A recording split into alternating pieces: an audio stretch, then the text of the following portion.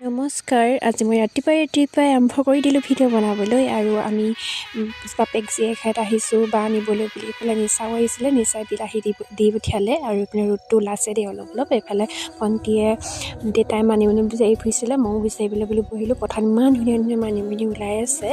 এতিয়া পাব দুদিনমানৰ পিছত আকৌ পানীয়ে হ'ব নহয় জানো। এতিয়া আৰু এটা ঔষধি বস্তু পালোঁ, দোল বন। এয়া চাওকচোন ইমান ধুনীয়া দোল বন আছিলে, কঠীয়া নি ভিতৰলৈ সোমাই আহি পালোঁ। এইফালে চাওকচোন দোল বনৰ ফুল ফুলি আছে, এইবোৰ চুপি চুপি খাই বৰ ভাল লাগে, মিঠা আমি খুব খাওঁ, এতিয়াও খাওঁ মই।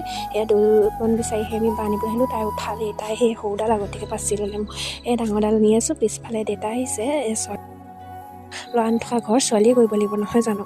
সেয়া আমি দুজনী কৰি দিছোঁ, দেউতা অলপ গাটো ঠিক নাই মানে, সেইবাবে কৰিলোঁ। আৰু এইফালে পানী দি আছে, ভৰি চৰি ধুই মেলি আমি পাছবেলা টাইমত আকৌ আহিলোঁ দোকানলৈ বুলি। কিবা চটপটা খাবলৈ মন গ'ল।